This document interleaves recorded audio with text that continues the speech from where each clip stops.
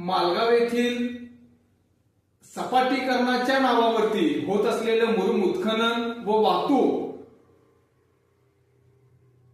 याची तक्रारीनंतर करण्यात येणारी कारवाई व त्याचा पंचनामा हा चुकीच्या पद्धतीने होत असल्याचं या ठिकाणी दिसत आहे।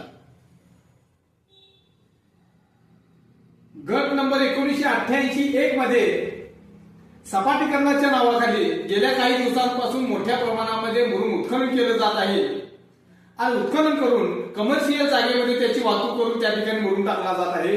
हजारो ब्रासचं उत्खनन आणि वाहतूक करून शासनाचा लाखो करोड रुपयांचा महसूल बुडवल्याचं या ठिकाणी दिसत आहे। मात्र तहसीलदार अपर्णा मोरे धुमाळ या ठिकाणी इथं असणारे अरुण राजमाने नामक एका भांडवलदाराला पाठीशी घालून वाचवण्याचा प्रयत्न करत असल्याचं दिसत आहे। गेल्या वर्षभरापासून सपाटीकरणासाठी